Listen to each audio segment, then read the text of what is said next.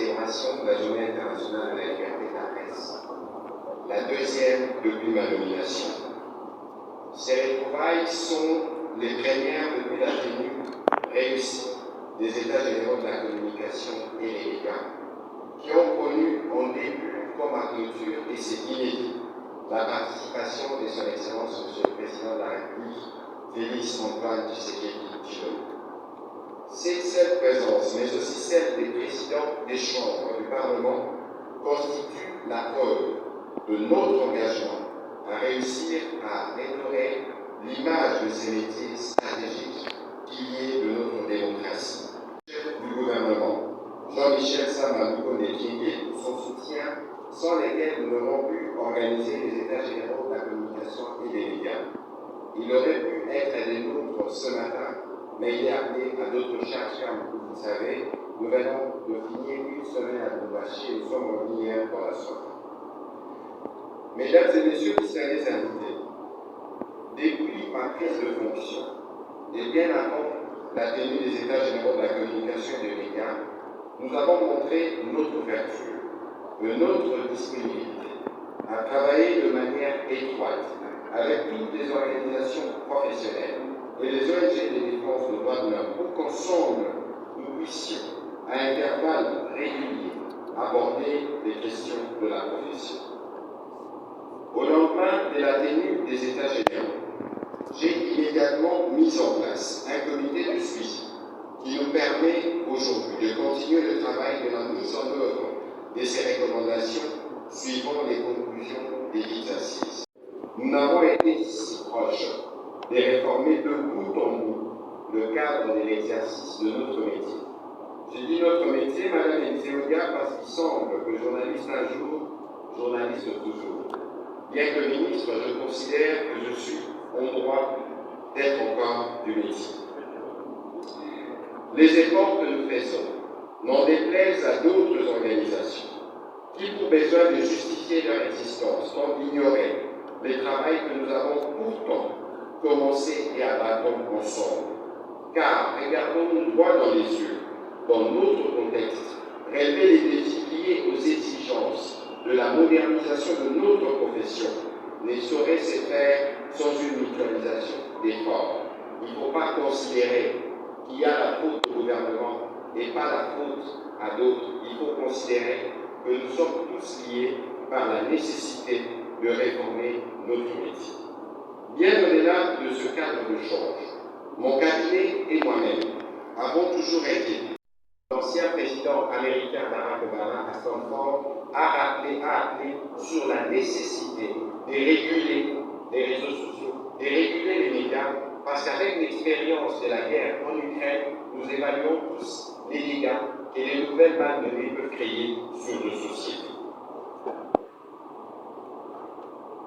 Et donc, parce que je parlais de la guerre en Ukraine, elle nous fournit des leçons qui ne manqueront pas de nous inspirer à chaque fois que les machines de la propagande mettront en danger la survie de nos institutions et qui perturberont l'ordre social. Avec les structures de régulation renforcées, nous devons nous mettre à niveau et en synergie pour contenir les dérapages et limiter les dégâts. Je ne suis pas sûr que même aux États-Unis d'Amérique, ils sont en mesure aujourd'hui de contrôler tous les dérapages inhérents à l'existence des réseaux sociaux, sinon le président américain ne ferait pas cet appel qu'il a fait. Nous comptons ici sur la responsabilité de chaque acteur pour nous éviter d'arriver à des mesures radicales. Distingués invités, avant de conclure mon propos, aujourd'hui, Mme Obiala l'a dit en début de cette activité, la cohésion sociale est menacée, malmenée par des fléaux, notamment des tribalismes. Je reviens de Lubumbashi, où pendant près d'une semaine, les gouverneurs de province de l'espace franc-catanais du Grand Kasaï se sont réunis, y compris pour prévenir toute forme de récupération politicienne des problèmes sociaux inhérents pourtant dans toute société. Au cours de mon dernier briefing avec les médias de Haut-Katanga, j'ai exhorté les journalistes à devenir nos alliés dans la lutte contre ces fléaux. Et dans cet ordre, Nous soutenons d'ores et déjà toutes les initiatives qui vont dans ce sens. C'est à Lubumbashi par la télévision Malaika Télévision et nous comptons en faire davantage avec les médias et les structures qui prendront l'initiative pour prendre les devants sur tous ces fléaux qui risquent de miner le vouloir vivre ensemble, pourtant crucial pour un pays qui veut lutter contre la pauvreté, qui est notre première proposition. Dans la perspective des élections cantonales, ainsi que la flambée du discours extrémiste, nous devons prévenir pour nous assurer que le moment venu, les médias accorderont plus d'attention aux discours parfois pas du tout entendus des différents candidats.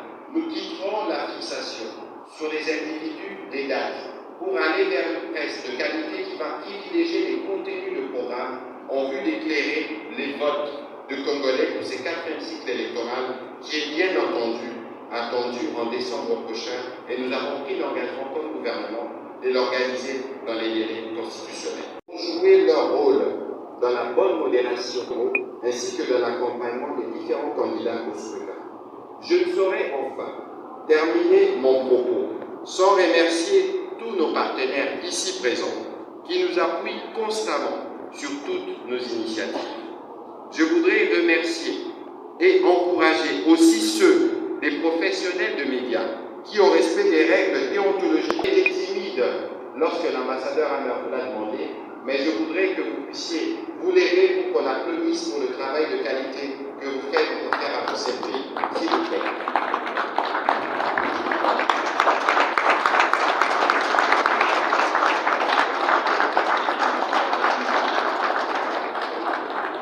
Voilà, je ne saurais terminer mon propos sans vous dire aussi merci pour le soutien régulièrement témoigné.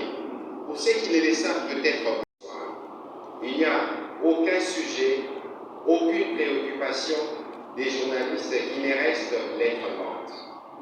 Les États généraux, nous l'avons fait dans un esprit, parce que nous considérons, ou moi je considère, que nous avons une opportunité historique. Aujourd'hui, à l'ère du numérique, nous ne pouvons pas ignorer que s'il est facile de diffuser des informations exactes, il est également plus facile. Les journalistes, la société civile diffusent le plus rapidement possible des informations exactes à la population pour les bien informer. C'est pourquoi les États-Unis, par la presse Meghan, aussi une femme qui sont ici aujourd'hui, ont fait un financement supplémentaire de 1,5 million de dollars Internews. Merci à notre collaborateur. Ce financement supplémentaire permettra de lutter contre la désinformation et les fake news avant des élections de 2023 en RDC. Et on doit clarifier, les fake news ne signifient pas pour désinformer la population. Pour avoir des élections libres et équitables, la population doit avoir accès à des informations précises sur le processus politique. Nous sommes heureux de voir que vous avez à son cœur de meilleures intentions pour faire avancer. Pour protéger les journalistes, la RDC devrait également organiser la loi sur la liberté de presse, notamment la diffamation. La menace de diffamation ne devrait pas intervenir des peines d'emprisonnement. Comme vous savez, vous pouvez bien critiquer dans une démocratie, vous pouvez critiquer les États-Unis, ça c'est bien, mais ça ne signifie pas que vous devrez être considéré comme menace. Non, pas du tout. Et on doit respecter le travail de la presse, qui fait des investigations pour rencontrer la vérité et les menaces contre la presse, l'information publique. Mon collègue de la Suède et de la Suisse soutient aussi. L'accès à l'information gouvernementale n'est pas seulement crucial pour améliorer le nombre de prestations de services publics et de développement économique local, mais il permet également aux journalistes, à la société civile, aux institutions et au gouvernement de la RDC